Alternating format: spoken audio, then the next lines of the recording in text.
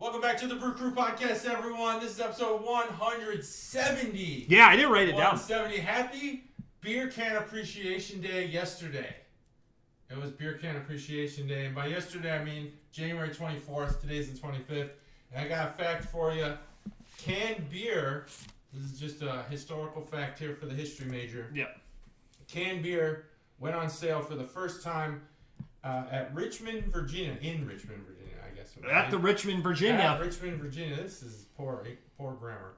On this day in 1935, being yesterday, the American Can Company and the Gottfried Kruger Brewing Company collaborated to package 2,000 cans of Kruger's finest beer and Kruger's cream ale. It was an immediate success, and by the end of 1935, most major breweries had begun using cans. More than 200 million cans sold that first year. Two thoughts. I appreciate you committing that story to memory because that was a rich story. Yeah, and if you ever want help reading, just throw on those sweet glasses. I can't do it. It's, they said that if it's UV activated, yeah, and if you're through a window, it won't. Sorry, but it's activated. Because I was really worried that on my Teams calls at home that the sun coming from my window would make my glasses get all dark. It doesn't. Well, today you must not have any UV blockers in your screen door there. Fear not, because you must. No one noticed. It's very, very hard to tell that you've committed to such fantastic. Love the glasses. I love the way they fit and feel. Those fucking lenses. Transition lenses aren't my thing. I don't like them. And it's such a small thing because my wife's like, they're sunglasses. What's the big deal? Yeah, they're both. But in between, they're stupid. That's what they are. They're not sunglasses or regular glasses. They're dumb as hell. So can we do like a power ranking real quick on glasses for people that need them? Let's do power rankings. Okay, so power rankings, you need, your glass situation is you need glasses and you need sunglasses. Yes. Okay. And they don't have to be prescription. Let's just go there. Okay, so we'll just go with mine are having both. Out there. Yeah. Both a pair of glasses and a pair of sunglasses. Transition lenses. Mm-hmm. And then the flip down shades. Oh, flip down shades number one. Number one, really? That's awesome. But you can't need glasses with those because they're just the nose and the frame once you flip them up. No, but can't you get the ones that go over your prescription lenses? You could probably get those. There's also the big box ones that go over your glasses. Yeah, blue blockers. That's another power ranking. Those I still rank higher than these. So that's a 4. Okay, so So these are 4, then the blocks that go over your glasses, then Two then sets. Having both, then the flip ups. Because of Sean Dunstan. Wow. He was a big flip up glasses guy. And I think Omar Vizquel was a big flip up glasses guy. Yeah. Omar Vizquel. Was he a guy, or it might be just the Indians infield for me as I transition here. Speaking of transitioning. Yeah, speaking of. I thought Omar Vizquel was the one that put the sunglasses on upside down. Oh, yeah, he might be on top of his brim, though. Yeah, on his brim. Yeah, some guys put them on the backs of their heads now, which I don't really like too much. So, I've got, that put it on the back or do clever things with it. So, I'm just going to put this up here. Hopefully the camera can see it. The camera can see it.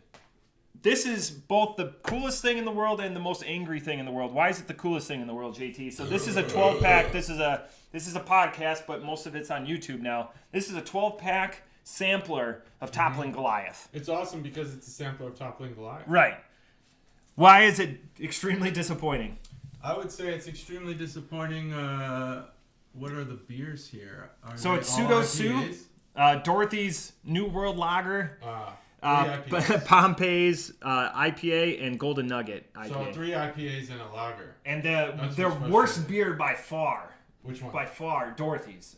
This was my submission for like worst craft beer, if you remember. Oh yeah. Okay. Many episodes ago. So I still bought this because one, I like sampler packs. Mm-hmm. Everything is solid in that beer, but I knew immediately that those 3 beers are just going to get tossed away. So I'm buying this for 9 out of 12 beers. So 3/4 of these are drinkable. The other 3, I'll just keep in my fridge. So I knowingly bought that. Mm-hmm. Knowing that. Lots of knowing. Transitioning and knowing. I like the idea of a 12-ounce Pseudo Sue. That's the only. That's the other bad thing.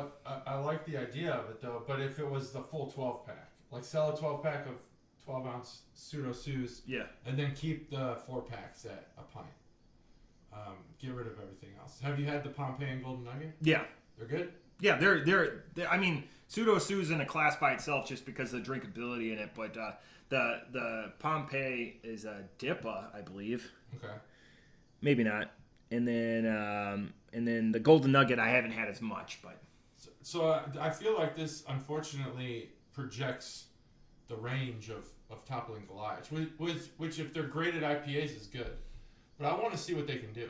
I want to see them air it out. they have a couple of fruited sours. Oh, do they? The Dragonfly, it's like Okay. a ras. I mean, it's pricier, so you're gonna start, and we'll see that with the second beer. Fine. But Pricier's fine. yeah, 22 to 26 out in the wild for a 4-pack. 4-pack? All right, I'll do it. But so anyways, the first beer. First beer, here we are. That's what you call a transition. This is JT. I'm gonna allow you to introduce this beer. Oh boy. While I get the opener. That's the only reason. I'm not putting you on the If spot. I can find a country, so I know what accent. There is a country. There is a country on there. The C with the little thing on it, or the S. This is from Moldova. It is from Moldova. A product of Moldova. I'm gonna say this is Chinsinau. Chinsinau. Yep. Blonda. So Chinsinau Blonda, and it comes in that Did I very. say it right? Yep. Damn. It does come in that very European style half-liter bottle with like the really insanely thick glass. Yeah. If you ever get into a bar fight and you swing this over a dude's head, 75% of the chance you're not going to break this. You're going to shatter the dude's skull. Shatter their head. And that's for shelf life. That's for sure. Yeah, it It's is. a shelf life thing. You want to have these thicker, darker bottles. And much better at. So this bottle has probably been used 800 times. Oh, yeah. Yeah. They recycle the shit out of those things in Moldova. And all over. So this is you betcha. This is Chinsinau Blonda. It's from the Effes family. So if you know anything about Effes, very Eastern European, all the way from Turkey to Russia, kind of in that band from north to south there. Moldova is very close and borders Ukraine, and if you follow the news, Ukraine's been in the news. Yeah, not really. So, this is a pale lager coming in at 4.5%. You can find out more at Moldova.md. Like .md. As in Maryland or medical Doogie doctor or Doogie Howser. And their website for your website review is you would look at it and they show people grilling. You would never know that you're in a foreign country. It's very much like a Lining Kugels or like a yuppie party feel website. Like it's more vignettes than it is information about the beer. I try to use Google Translate because I don't speak Moldovan. It's a Slavic language. Pretty sure on that, 80%. But I couldn't get anything from it, so I was just looking with my eyeballs. And you still, even though it's Moldova, and I don't think that there's any laws, you still had to verify your age. There's no laws in Moldova. That's true. It's like Taken. Taken 4 would be based out of Moldova. I think that's probably where the Taken's going to take place. Moldova. All right. I'll do the can art, even though it's not too flashy here. Yeah, please don't bust that bottle. I could turn the light on. Maybe we need like to a mouth breather because people. This is what people go. come for. This is what pays the bills. This is what pays the bills. It's the Beer Can Appreciation Day. All right, Chinsinau.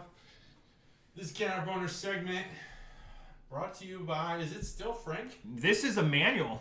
Don't be thinking I'm bringing Eastern European beers. So this is from a manual. This is from a. Oh, I have a manual. smattering of Eastern European beer, Wow. like from 7 different countries.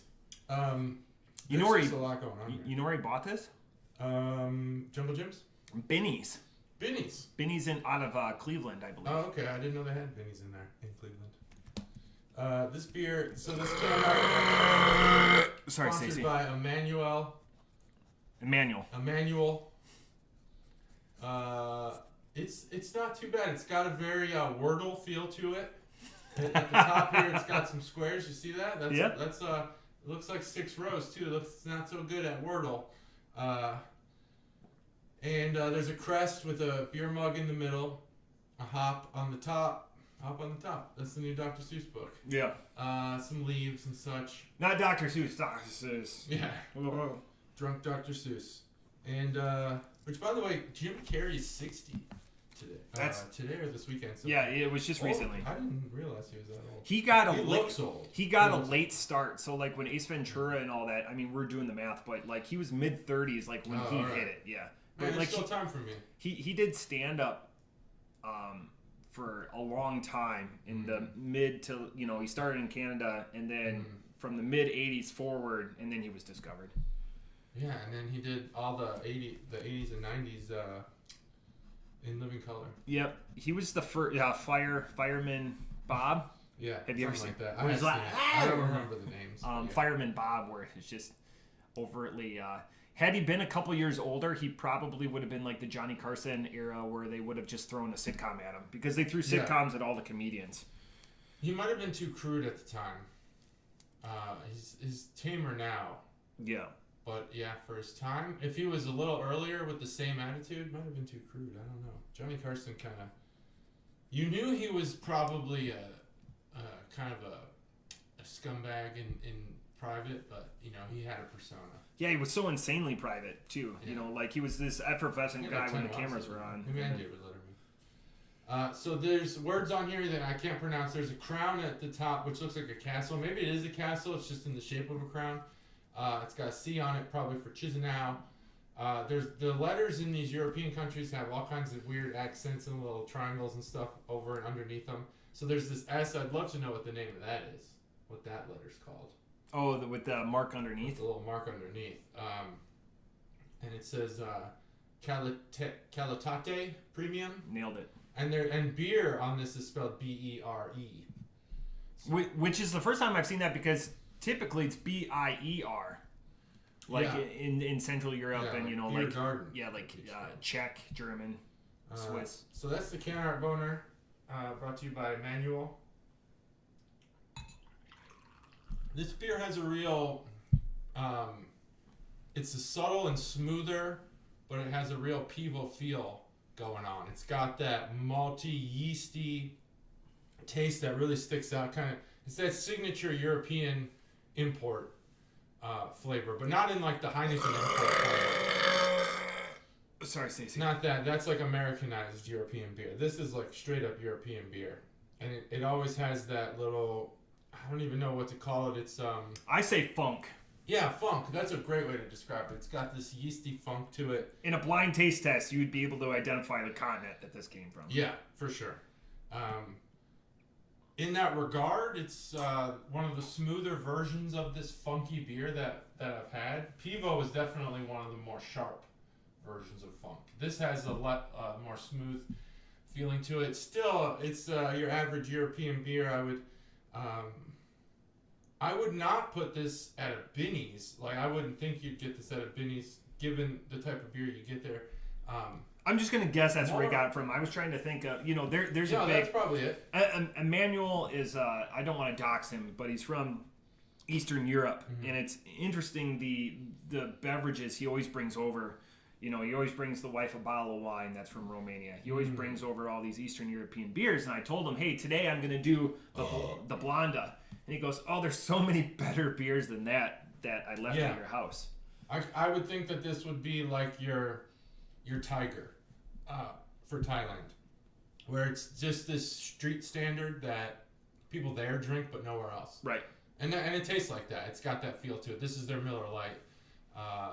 So it's right at average. I'm at 2.75 on this. It's above average. It's above undrinkable. It's just not. I'm never gonna remember that I had this beer, except for the fact that it's called Chinsinau and it's got that weird S. Yeah, this is, it's, I like to say, and I said this to my in-laws earlier this week or last week. I forget the sentiment that I said it in, but you'll understand once I say it. Beer is like boobs. you want to see them all, you want to taste them all. Mm-hmm. You got to taste them all. So this is the Chinsinau. You want to taste them all. It's not. I don't want to taste all of them. There's some I don't want to taste. It's see them all, taste them all. You with boobs, you taste them with your eyes. Oh, okay. So that's the way. And I said that to my in-laws, and some people may be taken aback or whatever. And I know my wife was. She was disappointed in my phraseology. I get it. I'm wondering what the context was. Anyways, it was on the weekend. So with this beer, I'm with you. It's got a funk. It doesn't have a skunk. There's definitely a difference. Yeah. You would be able to taste. This is European. This would not succeed in the United States.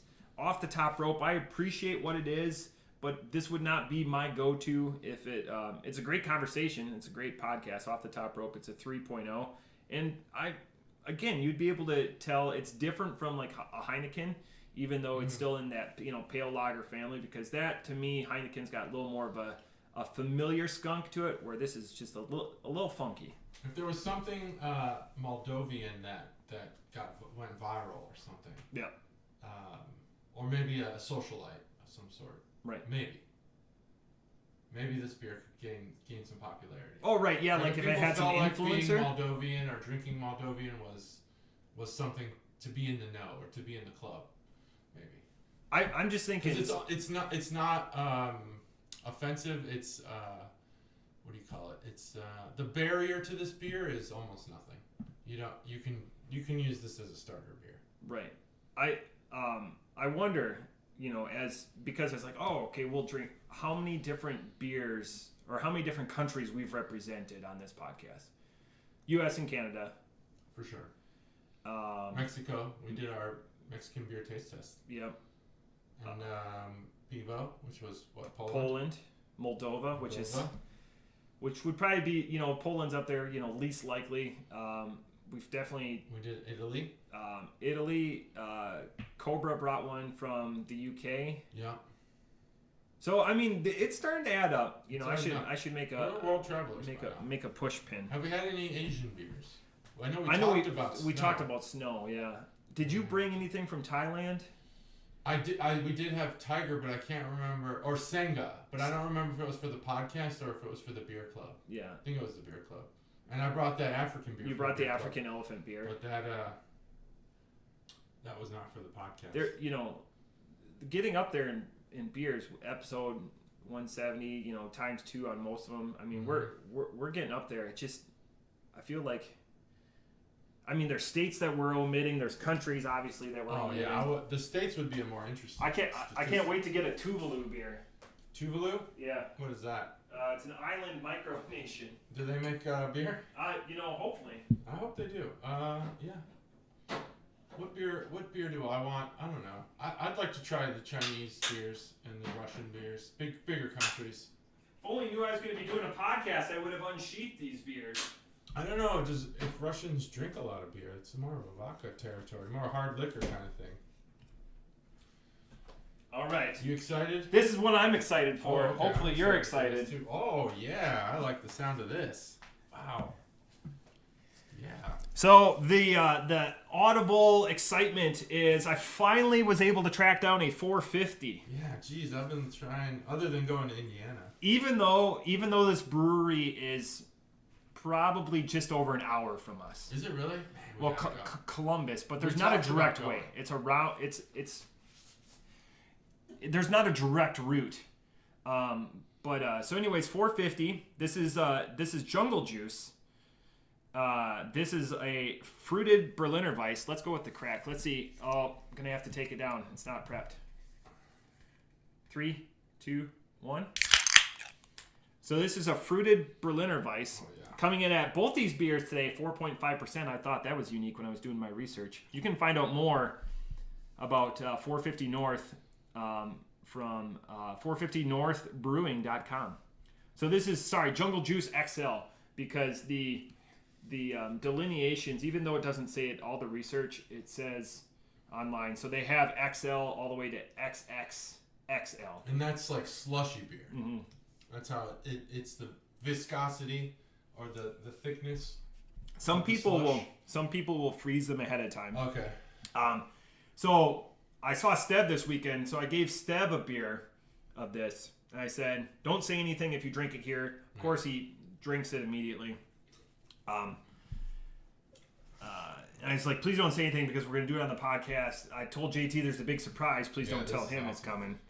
So anyways, they started in 2012 because this is the first time I've researched them. So this has probably been my most sought after.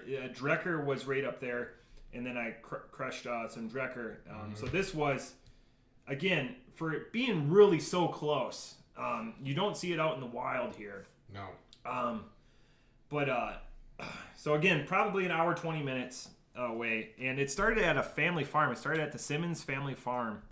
And again, they just do not very, like the Trip Animals Morning Colada would fit well at this brewery. They just stick a lot of stuff together.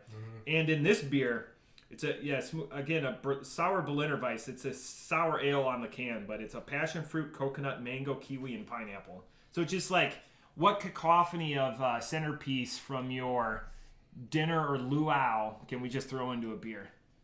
Yeah. Man, I'm so glad you got this. I told you. Did I bury the lead on saying it was a surprise? Yeah. Oh man. This will be an extended can opener segment because I have more to talk about 450 North than just the can. Here's the can. If you're a viewer, if you're a listener, go check it out. Give us those YouTube plays. All right. This is the can opener segment brought to you by Emmanuel. My goodness. Okay, I'm going to start by saying this. I am not an Instagram user, but I have a Brew Crew account. And I went on there when we originally got it, and I followed a shitload of breweries and like beer influencers. And for the first few months of the podcast, I would check Instagram regularly, and you know what? It did captivate my attention. I don't know that it held it, but I went on Instagram a lot. I don't remember a single beer post, but I can remember every beer post from 450 North. Like if you want to have mouth-watering Instagram in your feed or whatever, man, follow 450 North. Every post they have is just. It looks so good. It's the slushy beers. They freeze them. They pour them in glasses. Some of their Instagrams or videos of them pouring these slushies in slush form, and it just looks so good. Sorry to interrupt you. This is a 5.3 on the can. So on the website it was wrong. So 5.3 on the can. Let's go with 5.3. I've been wanting to get. I'm getting into the review early. I'll do the can art first. So like Matt says, Slushy XL. This has the elementary school bubble letter feel to it on the Slushy XL. Across the entire can is this it has this tropical feeling, but with a green dusk sky, where it's not the bright tropical sky you'd expect, but that's because the can has this green theme to it. And there's pineapples throughout the triangular pineapple slices, although anytime I have triangular pineapple slices, you cut the rind off, whereas these have the rind on them. I get it though, it's so that you know it's a pineapple.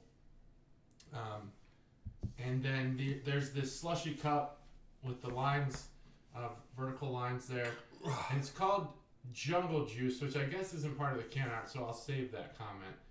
Otherwise, this is it's fine can art. It's appealing. I would actually put this backwards in the store and let Slushy XL be the thing you see, because I feel like that is an identifiable feature, right, of 450 North, and it's a word that elicits kind of a desire for the taste or the flavor or the satiation. With it being in Columbus, Indiana, too, which is just a small, I mean, it's not a significant, they have 30 taps, and I couldn't, why would you go anywhere? Like, there's so much to explore just with what they do. And again, I always list the website. Go again to 450brewing.com, and I'm just going to shill it and just look and oogle at the websites. Like, if you're a fan of us and a fan of the styles that we drink, this is like a mecca of what we're after. Absolutely. I can't imagine what their other beers taste like. So when I took my first drink of this before looking at the ingredients. And then when I looked at the ingredients, I was like, oh yeah, okay, I could taste all these different things. And the funny thing is that anytime you buy a beer with coconut, so that was the can opener segment. Gotta close that out. Killed it. It's closed now. Anytime you see coconut on a beer, it's either going to be way overdone or not there at all. For however they did it, it is the perfect amount in this beer, and it actually complements the pineapple most, because without that coconut, this would be a pineapple juice beer. I don't taste the mango, which is, I think, an accomplishment, because I don't like the taste of mango, and I usually can pinpoint it. Kiwi, I don't know, what is kiwi other than just a very fleshy green juice that doesn't have much flavor. Passion fruit, that's like star fruit or whatever. It's not a thing. It exists, but it doesn't matter. The things on here that matter, the coconut, the mango, and the pineapple. Those have the most pronounced flavors in the real world.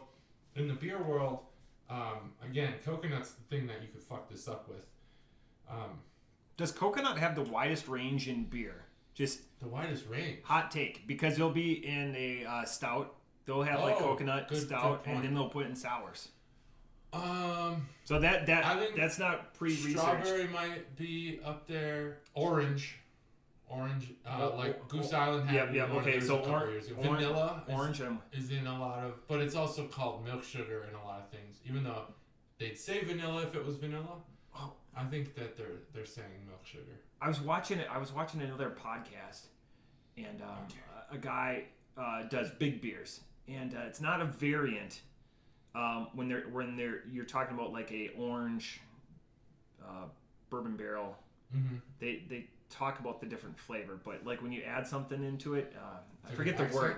Yeah, there's a specific word for it. And it's like, oh man, I'm gonna have to add that to my vernacular, and it didn't. Variant. Yeah. So, anyways, terrible story, but I like it. I want to know this podcast because I need more podcasts. It's like 10-minute videos. Like he just. Do you ever listen to Joe Rogan's podcast? I used to, man. That's a commitment. That's the thing is I can't get through more than an hour, and for anything after the 1 hour mark that's significant, I rely on people on YouTube to share the clip, the 6-minute clip or whatever. Yeah. It's just such a long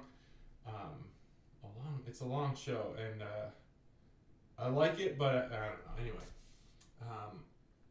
I do like Joe Rogan's podcast. I think he's great. I cannot, for the life of me, imagine what the other beers that they're at this facility taste like, because the balance in this beer is unbelievable. It is so perfect, and I think they give me what I like in fruit juice. Mm-hmm. They give you the right flavors. The pineapple, I love pineapple juice. It's amazing. And the coconut, for however they do it, the coconut's actually the balancing agent in this whole thing. It spreads the flavor out over a multiple spectrum of flavors rather than just like making this beer one flavor. Yeah. Man, I just wish I could. If this is the, I'm gonna say that this beer is not their most lauded or sought after flavor, and if that's the case, then their flavors that are sought after are gonna be awesome. Pat apologized because this was the last jungle juice that they had. They were out of their peach ring, and he goes, that peach ring went within the first 90 minutes of him getting in the store. Awesome. I love peach. I'm the inverse of you. I'm glad. I would have still bought it because it was $4.50 and I had to break that cherry, but I'm glad it was this one. Yeah. Okay. Given the flavors in this beer, I think they would have done justice to the peach in a way that you would have enjoyed. I don't know if you like peaches. I don't care for peaches. Okay, so maybe you wouldn't like it. I don't like fuzzy fruits. The only thing I have to say about this is that I know the term jungle juice can be just ambiguous because jungle juice is more about how you make it than it is about a standard recipe. It's jungle juice. Just throw the whole jungle in there. I haven't personally, in my experiences with jungle juice, which I would put in the range of 5 to 7 times I've had it. Never had coconut in jungle juice.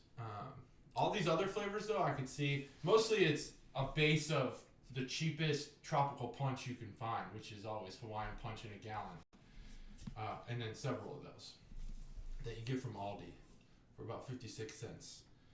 That's the base. You can get a gallon of Hawaiian Punch for 56 cents. Or whatever Aldi calls it, Hawaiian, kick. Hawaiian drink. Hawaiian drink. You can get a gallon of most juices pretty cheap at cans at Aldi are 10 cents each. Wow, that's crazy. So whatever the gallon version of that is, which I think would be, they get a bulk discount. It's got to be like 75 cents to $1. I don't know. Aldi's changed a little bit since I was going there. Haven't been there since I lived in Wisconsin. Yeah. And I have one less than a mile from the house. I've been there since I lived in Ohio, but I haven't been there in a while. Man, Aldi used to be where you get cheap groceries. Now they're kind of just where people who think they're getting cheap groceries shop.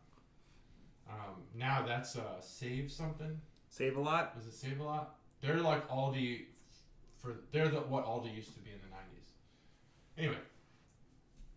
I don't know that I've had jungle juice with coconut. I'm pretty sure I haven't. That's my only take on this beer that's negative. Otherwise,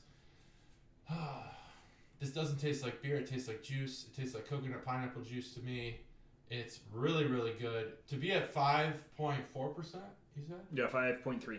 5.3%. Juggernaut. I know that's nothing that you're going to say, oh, I can't taste the alcohol, so they did a good job. But really, this doesn't taste like a beer. It's the first time I think I've appreciated it not being carbonated, because this is like no carbonation at all. Man, it's excellent beer. I totally see it as a slushie. I'm just trying to. I think that they have something better, which makes this score kind of fucked up because I love this beer. But I feel like if I give it too high of a score, bracing, that they can't it's like the Kool-Aid Man on the next one. They're going to bust through the wall and be like, well, now we're a 6. So I can't give this beer a 5 because I know that there's something better out there. But I really, really like it. I give this beer a 4.5 only for its mutedness. Nothing else. It's a delicious beer. I think that there's going to be beers, the XXL, XXXL. They're probably gonna blow our fucking minds. Yeah, my only disappointment is I didn't freeze it, to serve it more of a slushy style. But I didn't know. I guess I wanted to have it like what you would find it in the wild, because this beer is gonna be chilled. If it's on a shelf somewhere, I think it's got to be chilled when they sell it. I could be wrong. My question for you is, I've got the 4 topper right here. What do you think this is for a 4-pack? Topper's right here. I'm gonna go with it's probably on the higher end, but it's like I'd say 26. $28.99. That's more than I would have thought. So you're paying just over $7.25 a can, which is which we talked about this 2 episodes ago, 1 episode ago. You're gonna start seeing this one as things increase, but 450 is known for like this. Yeah. So imagine walking out of a brewery and for $100 you've got a 12-pack. Wow. Because like that's where like I'll spend what it costs. Like I'm not. Yeah. Oh yeah. We do it again. But if you're gonna get these flavors out of it and you're not over playing your hand. More power to you, because I would buy this again in a heartbeat. I'll buy it anytime I see it. The one comment that I was swayed by when I was doing my research on this, one of the first things that always comes up is Untappd now.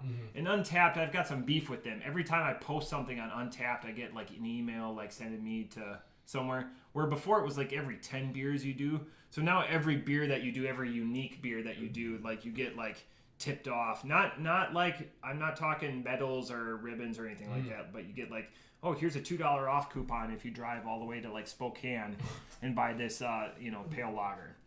So The reason why I do the Untapped is the first comment is, so just as I was reading the page, I didn't want to, somebody said, and I disagree with them fully, I'm not going to call them out, that they're like, this is the only time they'll ever say this, that this beer could use more coconut. And I couldn't disagree with you more, sir or ma'am. Coconut is a horrendous flavor, but I'm coming around coming around on mushrooms. I'm coming around a little bit on coconut. I'm not going to be drinking coconut water anytime soon, but I appreciate what it is, as long as it doesn't overpower and taste like I just squirted a bunch of copper tone into my mouth. Off the top rope. In spite of that, in the interest, I'm glad I got this one. I'm glad I didn't get the peach ring. This can is deceiving. Like, I would think, oh, pickle. But green to me, interesting, yeah. So it's a pickle can to me. But then I read the ingredients. I'm down with all of it. It's balanced while being sour. And again, I killed this can. Yeah. It's got a viscosity to it, which is awesome. Always welcomed. Like that feeling very good. I finally talked to Aaron about his calendar ad nauseum. I gotta know about Aaron's calendar. And yeah, we could go through that. But off the top rope, with all of that, this beer, again, I killed it. It's fantastic. I'm glad I've got one left. I'm going to track it down. This beer is, off the top rope, is a 5.0. I enjoy the shit out of this beer. Everything is well crafted. I'm wondering if it would be muted if you took the coconut out of there, and I'm wondering if the coconut's like, everything is calculated, but if you took that piece out, it feels like everything's built on each other, kind of like that Trip Animals Morning Coladita, which is, again, a cacophony of shit that are thrown in a blender. I feel like this beer, we've talked about this before, I think, with maybe Branch and Bone, or maybe nowhere in particular. It needs its own scale, because I went 4.5 because I think there's a better beer by them. You qualified it really well. But I don't think that this beer is a 4.5 compared to the other 4.5s I've rated on this show. Those are worse. Yeah. So I don't know. I qualified it, but I feel like we probably both would have been at a 5. But I just feel like, man, what else do they have? It's gonna blow the socks off this beer. Here's a question for you with this beer. So I keep going back to that Morning Coladita. Yeah. Is the coconut in here acting like a natural lactose? Where like coconut milk sugar, sweetness to it. I think the pineapple gives it the sweetness. Yeah. I think the coconut. I think it just makes it multi-dimensional. That's all. Yeah. I don't think the coconut serves any other purpose other than that, because the like I said, the other flavors, and you didn't mention them either, they got lost. Passion fruit, mango, kiwi. Those flavors, you could say that there's kiwi in Miller Lite, and people would probably believe it, because you just don't. What does kiwi taste like? Yeah, it's like a great movie. So, like, for example, I'll just throw out Collateral. There's 2 amazing actors in Collateral. There's Jamie Foxx and there's Tom Cruise. Tom Cruise, yeah. So, the pineapple and the coconut. And exactly. And then a bunch of other supporting roles. Yeah. But you're not going to name them, like, I mean, granted, we're doing a beer podcast. We should name them or whatever. But they're there. Oh, yeah. And they carry their weight. Maybe it added, like, at the bottom of this can, there was a lot of thickness. Yeah. I don't know if you tasted that, too. That might be where the kiwi's at. But yeah, this beer is good, and it probably is on its own scale. We should go to 450. Yes. Almost certainly. Yes. I have Friday off, but I'm just going to say with this, anytime that this could turn into the 450 podcast, if this is going to start being out in the wild more, I have no problem doing. Like, they have a ton of offerings. Oh, that would be great if it was going to be in the wild more, but I don't want to fight people. I'm so sick of fighting people. This was just on the shelf. I was just going, to bolster up my fridge. It was getting a little sad. Yeah, I don't want to. I like having choices when I open. Like, I don't want to have to know it's out. Yeah, no, it's nice to just kind of get that stuff. So I'm hoping it will take a long time for people to get burnt out on 450. Oh, yeah. The price point is not a detraction, and they're smart enough to know that it's not. So, like, Pat's getting his palm greased, which is awesome, and 450's making money hand over fist. So, it's just good shit. Like, when I had my Drecker, I wasn't as impressed with it as I was with this, and that's like the last 2, like the slushies Mm-hmm. Like I always see like all these on Craft Beer Geeks or Craft Beer Collective now. I see all these amazing reviews or like just photos, and I'm like my mouth begins to water. Yeah. And these were the Drecker's slushies, and because it's always the slushy beers, I guess the kid in me, and the 450 that I'm like, I'm fucking down with it. I'm down with that shit. Same. So. Well, I'm not. This Friday I'll be in St. Louis with my kids. Yeah, that's right. Seeing Royal Rumble. I'm glad you brought that up. I'm willing to take a different Friday off that you might also have off. We'll go to 450. I'm yes, that will happen. Mm-hmm. Because I like taking Fridays off. Yeah. There's 22 announced names for the Royal Rumble. This is going to be the wrestling, and wrestling is closely associated with beer and our friendship just because of the games that we play. Yeah, hands down. Who do you think will win the Royal Rumble? 22 announced names, 8 mystery people. Who do you think is going to win? Mm-hmm. And who do you think could show up as a surprise entrance? So I could go if you want me to go, and I'll give you time to think. Well, I have some theories. We're sticking with the men's side, right? Yeah. Okay. Go ahead. Okay, so my winner, because I think there's still a lot of things, and I'm hoping that they don't bury him as Big E. Mm-hmm. I feel like there's still matches available for him, whether he gets his comeuppance with Roman or, because the brand split is kind of going away. Yeah. My surprise entrant, I think is going to be X-Pac. Okay. He has said for months that he wants to be in. He just did a indie show this last week, and he did a couple of moves, so maybe just building his repertoire to show like Vince and Bruce Pritchard and all the bookers that he can do it. Mm-hmm. Who I'm hoping for, and maybe is not likely, is Matt Cardona, the previous Zack Ryder. Okay. Because he's been lighting up the indie scene. Obviously, there's other names. I don't know if John Cena is filming or anything right now, but there's 8 surprise entrants or unnamed people. Maybe SmackDown takes two of them for the go-home show on Friday, which is ambitious because the Rumble is the next day.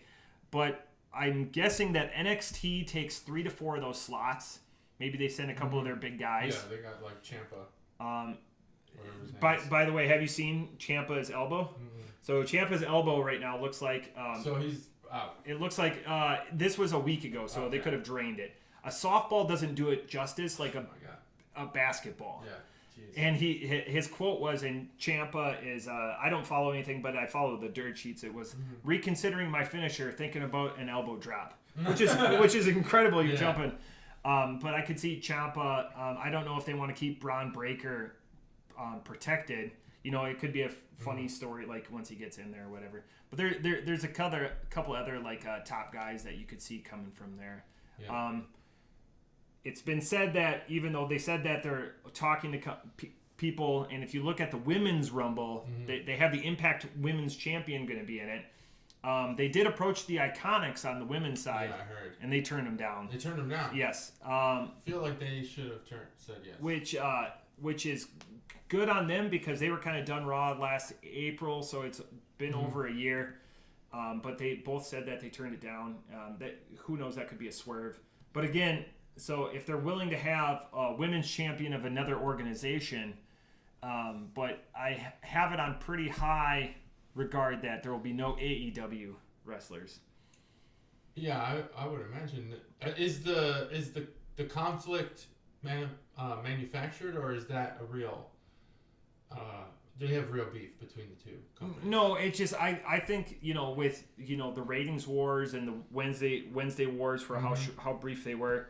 I feel like that's a thorn where Vince and friends don't feel like Impact is a viable threat just because they're not on a major network. Impact, no, but AEW, or TBS and TNT. Sure. I mean, AEW's got all the biggest non-WWE stars that exist are all on AEW.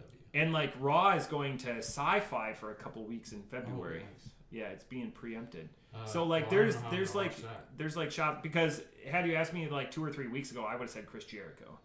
Chris Jericho's going to be a guy CM that Punk. Yeah. Ooh. No. He's not ever coming back? No, like, I mean, if the money's right, the guy has always said, but I don't know. Did God, imagine him at Royal Rumble. That place would go crazy. Yeah, just the way they went with Edge, they'd go crazy. When it'd be bigger for Punk. Oh yeah, that's what I'm saying. It would just absolutely, the place would just fall to the ground. And you could sell every shirt.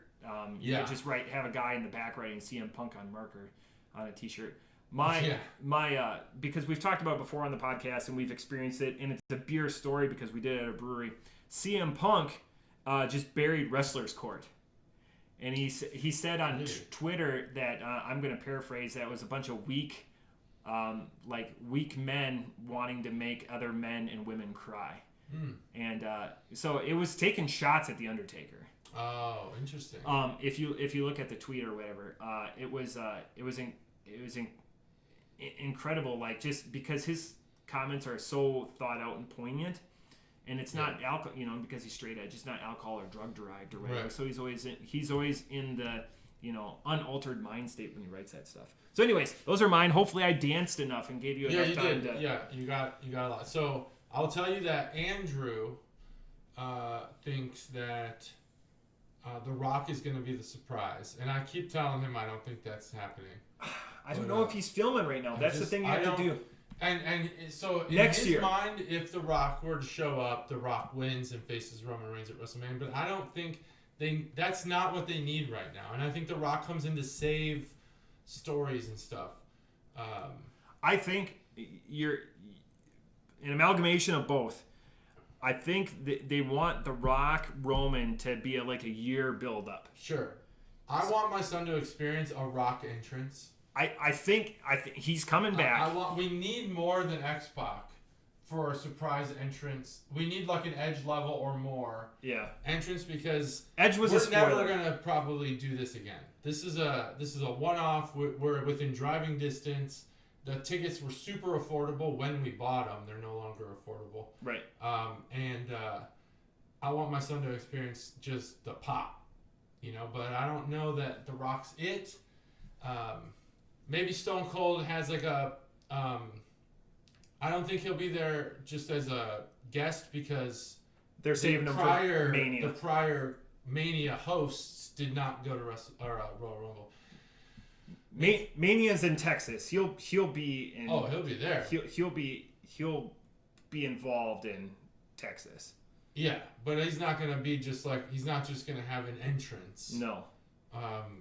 I think. Personally, so I think that my son would probably go with someone like Big E as well. I think that the winner's going to be Jey Uso. I didn't think that. I actually thought it would be like Bobby Lashley. Yeah. Because I don't think there's a lot of creativity in the writers' room. And I like Bobby Lashley. I think he's a good wrestler. So Bobby Lashley, they'll do one of the big belt championships to kick it off. Yeah. And then close the show to give a guy Bobby Lashley. Bobby Lashley's already wrestling, yeah. But they've done that before. Yeah, I like the thought. He would be in my top. But someone like Bobby Lashley, someone who's already at the top, would probably win the Royal Rumble. No surprises. But actually, someone on Twitter had shared this thread about Jey Uso's acting over the past 2 years since coronavirus. Yeah. And they're right. If Jey Uso dethrones Roman Reigns, it would be just a great storyline. It would finally be something that made me want to watch a Roman Reigns match, because I typically don't care about Roman Reigns matches. He's not the one that has all the DUIs, is he? I'm not sure. I don't know the personal stuff, but one of them has they didn't take the belts off of them because they're so thin in the tag where they want to. But one of the Usos has just had a DUI here in the last couple of months, and historically they don't treat that stuff really well. Yeah. I mean, you could go back to Jim Duggan and who else having marijuana in the car? Oh, and they pushed Duggan, and this was early 90s. If Randy Orton wasn't in the tag team and selling a shitload of t-shirts, I'd say Randy Orton has another push in him. But I don't think so. He's another top pick. Really? So he's not in a match, or is he in a match with? He's another top pick. Again, if you have those, because they've done it before, and especially with how short the bench is these days. Yeah. If there's a leadoff match like for the big belt, let's say they open with Lesnar, and because Lesnar has opened matches before, he wins the match and then he leaves immediately. He doesn't hang out backstage. So I could see that, and then like a schmaz or an unclear finish, and then Lashley goes in and then wins again, and then they do a 2-month build up because the next pay-per-view will be in Saudi Arabia. I think the May one is going to be in Saudi Arabia. Or February, sorry, excuse me. But like you said, I am with you. Randy Orton, if they want to start pushing like him past Ric Flair, because Ric Flair's kind of been aside in the WWE with the whole man thing. Yeah. I think that's it. I don't know. Surprise entrant? Oh, I have no idea. I would love to see somebody like you could do a from wish list. AEW. In AEW, anyone. I would like to see a Daniel Bryan or a CM Punk. Just they're gonna get the crowd's just gonna go absolutely bonkers. They're probably gonna give you somebody from Missouri or something stupid. Harley Race would be the biggest Missouri wrestler I think of all time. Well, Randy Orton technically is from Missouri too. Is he? Okay. Yeah. I don't know if he's Kansas City or St. Louis. Someone would be able to check that for me. But you went with the two biggest pops. I mean, it'd be CM Punk one, Daniel Bryan two. Daniel Bryan's heel work is fantastic. The Bella Twins are in the Women's Rumble. Daniel Bryan, he's there. He's healthy, but they're gonna give somebody stupid. I think that would be the best though. Just watching or the Fiend.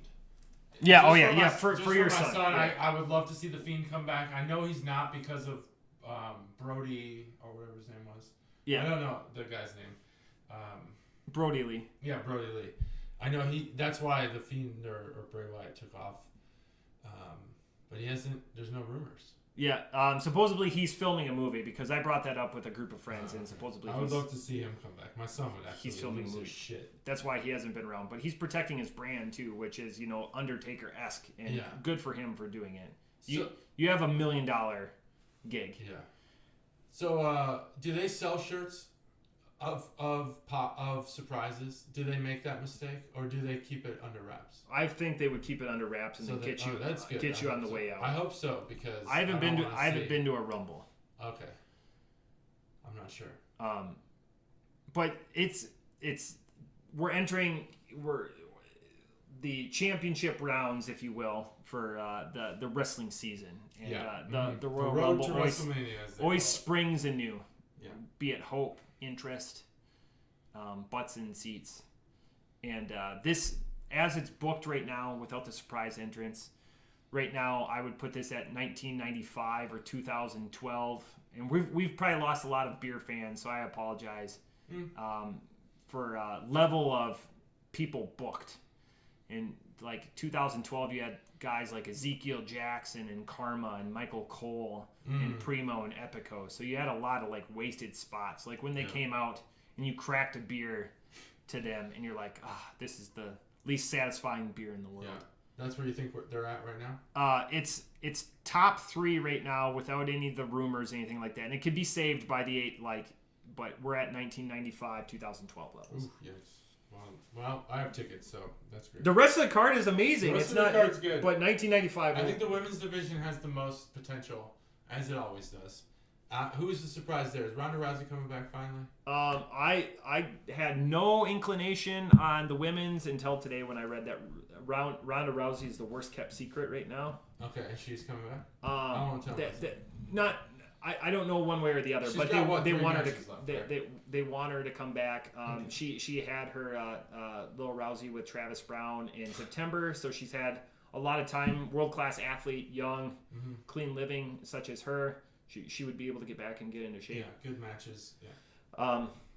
The women's card going into WrestleMania, I think your top matches are going to be Banks and Flair and Becky and Bayley. Yeah, and that's what it should be. It's a shame too because they're pushing Dewdrop like hard right now. Yeah, she's a stopgap, but like Bianca's right there, and Bianca's a fucking beast. Bianca needs to go into the hurt business, or the hurt business. Yeah, I think she'd be great in there. Oh, she's not. She's too fun for that. They're too serious. She is so believable though. Like, yeah, she's a great. Whoop my ass. Yeah, she is. Yeah, maybe I don't know. Maybe Flair takes a break. I don't know.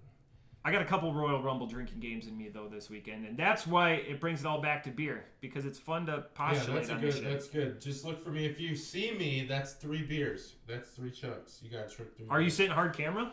No, hell no. Oh wait, yeah. No, I don't think so. No.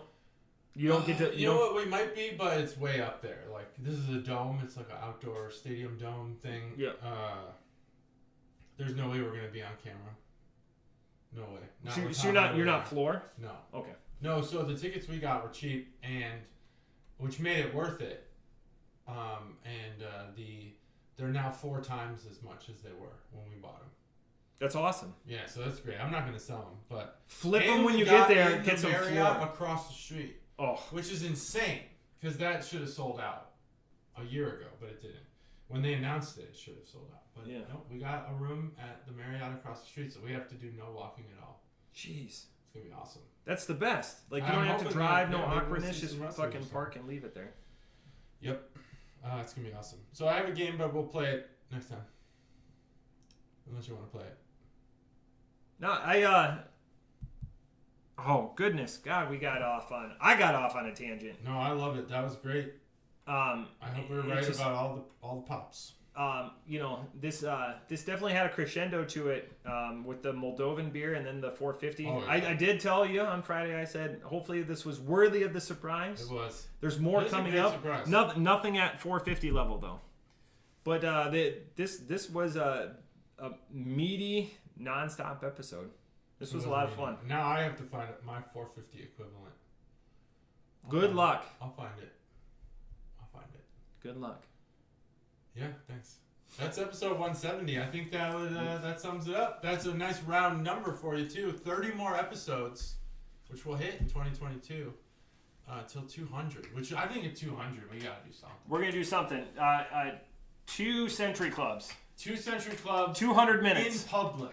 In the center of the Oregon district. I don't know if I can. Oregon district. Oregon. That's it. 170. Bye.